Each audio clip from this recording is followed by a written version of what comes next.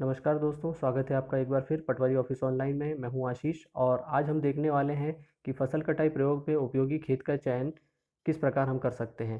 तो जैसा कि आप जानते हैं, मैंने यहाँ पे एक सामने का टेबल बना कर रख लिया है। इस टेबल में मैंने प्रथम कॉलम में उस हल्के में सम्मिलित सभी ग्रामों के नाम हिंदी वर्णमाला के अनुसार जमा लिए हैं।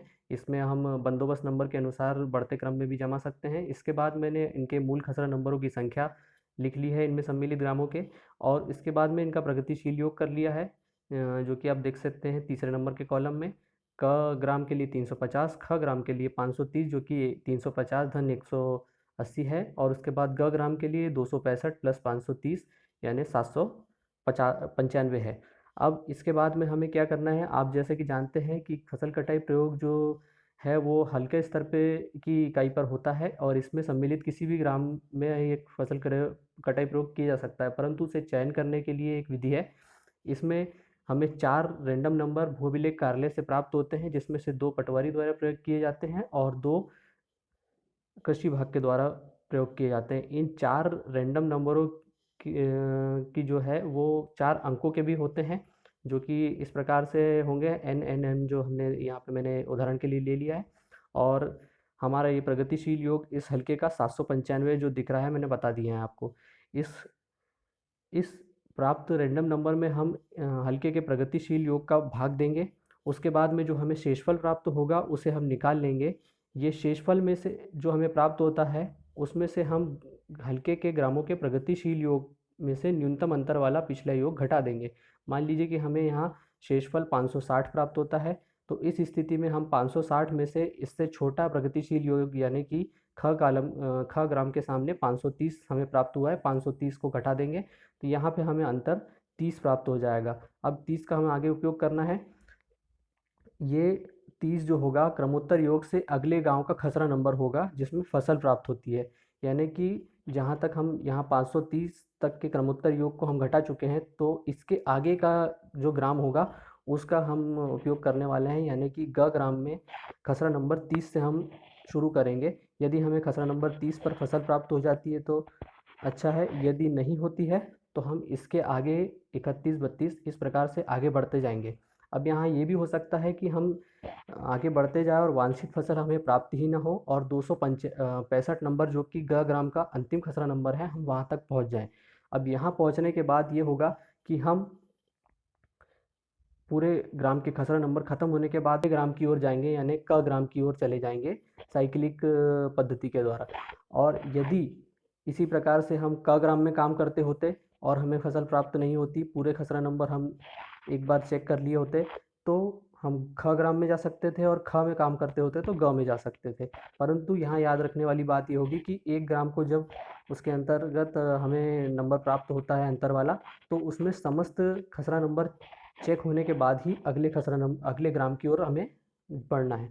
यदि मान लेते हैं कि हमें खसरा नंबर 30 में ही फसल प्राप्त हो जाती है, परंतु यहाँ हम देखते हैं कि खसरा नंबर के 30 में जो है वो 7 बटे नंबर है, तो अब क्या करेंगे हम, और सातों में फसल लगी हुई है, तब इस स्थिति में हमें ये करना है कि 7 खसरा नंबर के जो 30 के 7 बटे नंबर है उसका मूल खसरा नंबर में भाग देना है, यानी कि 30 में भाग देना है 7 का। इसमें भाग देने पर हमें 2 शेषफल बचेगा, 7 चौक 28, यानी 2 शेषफल बचने के बाद यानी कि हम इसमें 30 बटे 2 का उपयोग करेंगे, यानी कि जो शेषफल बचता है वो वाला बटा नंबर उपयोग करना है।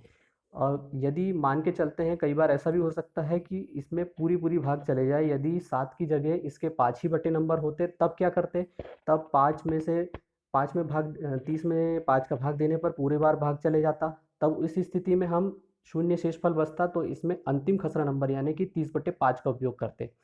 अब आगे बढ़ते हैं। ये जो खसरा नंबर प्राप्त हो गया है, इसमें खेत का भी चयन हमें करना है। अब खेत जो है अलग अलग खसरे नंबर में एक से अधिक भी हो सकते हैं, तो उस स्थिति में क्या करना है, यदि मान के चलते हैं हमें 30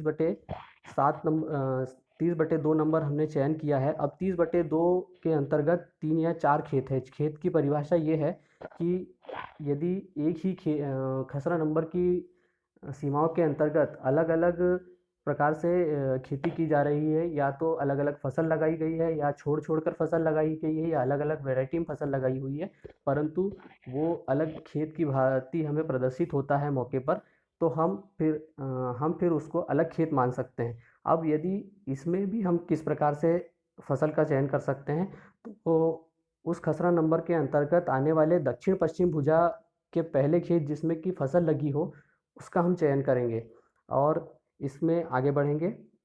उस खेत का चयन होने के बाद में उस खेत को हम एक सरसरी तौर पर लंबाई और चौड़ाई उसकी नाप लेंगे। यहाँ पे ज़रूरी नहीं है कि हर खेत औरस चौरस ही हो, या फिर सिमेट्रिक हो, या वर्गाकार हो, या आयत ही हो। अलग अलग भांति भांति के प्रकार के खेत हो सकते हैं लंबाई चौड़ाई में। तो हम एक लंबाई और चौड़ाई सरसरी तौर पर उसकी नाप लेंगे, और उसमें उस संख्या में से, लंबाई और चौड़ाई में से 5-5 घटा देंगे। 5 मीटर की घटाने के बाद में जो हमें संख्या प्राप्त होती है, उसका उपयोग हम आगे करेंगे। जिस संख्या का उपयोग हम खाना नंबर की बुकलेट में ले जाकर करेंगे। मैं आपको यहाँ पे बताना चाहता हूँ कि खाना नंबर की बुकलेट होती क्या है।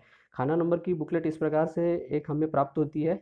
ये 2-3, 1, 2 या 3 अंकों की भी हो सकती है। इसमें जैसे कि आप यहाँ देख सकते हैं, 1 अंक की संभावित संख्याओं के लिए दी हुई है। इसी प्रकार से यहाँ पे 2 अंकों के लिए भी हमें प्राप्त होती है ये।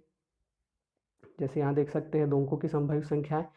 मान लेते हैं कि हम यहाँ पहुँच रहे हैं और हमें 17 खाना नंबर 17 प्राप्त हुआ है, जैसे कि आप यहाँ देख सकते हैं। अब ये खाना नंबर हमें 17 प्राप्त हुआ है, तो इसके अंतर्गत हमें ऐसे कॉलम ऐसी संख्या ढूँढना है जो लंबाई और चौड़ाई में प्राप्त अंकों से छोटी या बराबर हो। मान लीजिए कि हमारे जो खेत की लंबाई है वो 60 मीटर है।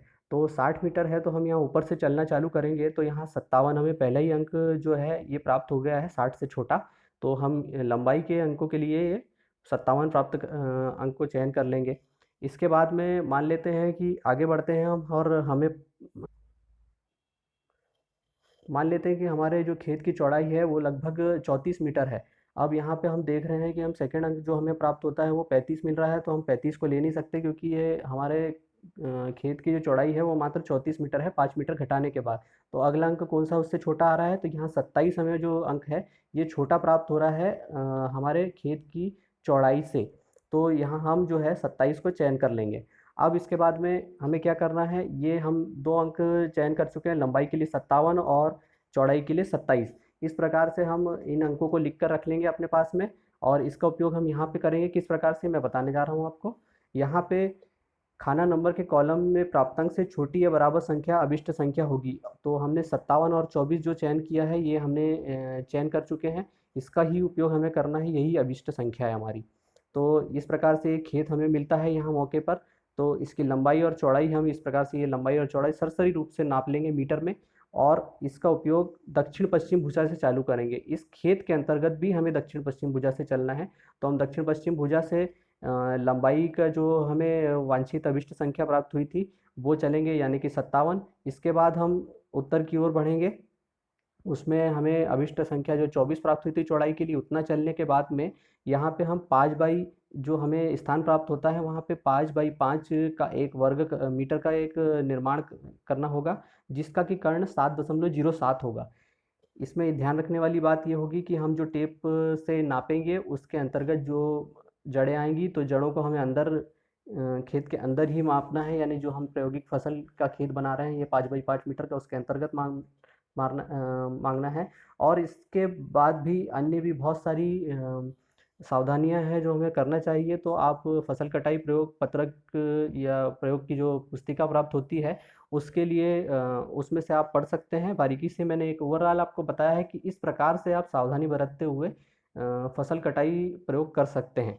एक बात और आपको बताना चाहूँगा कि यहाँ पे रैंडम नंबर के अंतर्गत जो आपने रैंडम नंबर चयन किए हैं, यदि मान लेते हैं कि सारे चारों प्रयोग संपन्न होने के बाद में आप 3 प्रयोग संपन्न होने के बाद में आपको चौथे प्रयोग के लिए यहाँ पे रैंडम नंबर जो है इसके अंतर्गत इस सूची, खाना नंबर की सूची के अनुसार उस पर्टिकुलर खाना नंबर में प्राप्त नहीं होती है।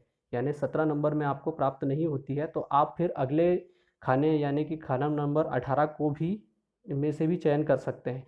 और एक पूरे कृषि वर्ष के लिए एक बार में सीक्वेंशियल यानी लगातार ही नंबर आपको चयन करना है। यानी कि 17 नंबर के बाद में जो आपने खरीफ फसल में चयन कर लिए हैं, तो उसके आगे से ही आपको चयन करना है, ना कि आप दोबारा रबी फसल में 57 यानी खाला नंबर 17 से शुरू करेंगे। तो इस प्रकार से आपको एक कृषि वर्ष में एक सीक्वेंस में चलते हुए ही नंबर चयन करना है। तो आपको ये जानकारी मुझे देना था। हो सकता है इसमें कहीं कुछ थोड़ी बहुत कमी रह गई हो, तो आप भी मुझे सजेशन दीजिए। आशा करता हूँ जानकारी आपके काम आएगी। धन्यवाद।